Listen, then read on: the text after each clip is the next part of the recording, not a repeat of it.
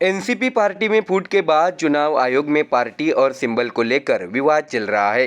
अजित पवार गुट द्वारा पार्टी और चुनाव चिन्ह पर दावा करने के बाद एनसीपी के दोनों गुटों के बीच कानूनी लड़ाई शुरू हो गई। इसके बाद चुनाव आयोग के समक्ष अब तक 3 सुनवाई हो चुकी है। इस तीनों सुनवाई के दौरान दोनों समूहों द्वारा मजबूत तर्क दिए गए हैं। अब अगले 3 दिनों तक चुनाव आयोग एनसीपी के दोनों गुटों की बात सुनने जा रहा है, इसलिए इस सुनवाई पर सभी का ध्यान गया है।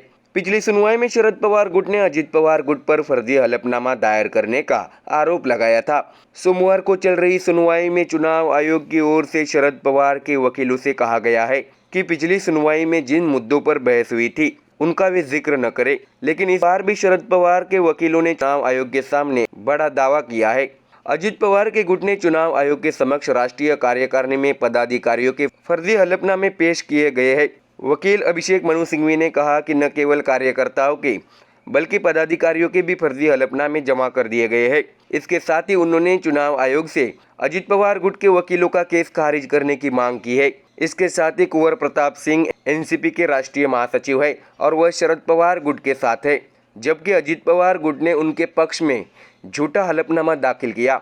इतना ही नहीं, अजित पवार गुट द्वारा सिंह के फर्जी हस्ताक्षर और हलफनामा दिए जाने पर वकील अभिषेक मनु सिंघवी ने मांग की है कि अजित पवार गुट के खिलाफ कानूनी कार्रवाई की जाए। आपको बता दें कि सोमवार को हुई सुनवाई में शरद पवार की ओर से वकील अभिषेक मनु सिंघवी और वकील देवदत्त कामत ने जोरदार बहस की, जबकि अजित पवार गुट के वकील मुकुल रोहतगी ने दलील दी कि अभिषेक मनु सिंघवी के 1 घंटे से सिर्फ एफिडेविट के बारे में बात किए जा रहे हैं, उनके पास बात करने के लिए और कुछ भी नहीं है।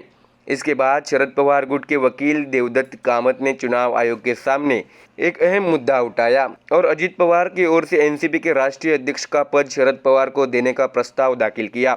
इसके साथ ही प्रस्ताव पर अजित पवार ने हस्ताक्षर कर दिए हैं और अजित पवार पिछले 10 महीने से चुप है। हालांकि जब वे अलग होना चाहते थे तो उन्होंने यह मुद्दा उठाया, ऐसा देवदत्त कामत की ओर से चुनाव आयोग के सामने विस्तार से बताया गया। देवदत्त कामत ने यह भी आरोप लगाया कि अजित पवार गुट की ओर से केंद्रीय चुनाव आयोग को भ्रमित किया जा रहा है।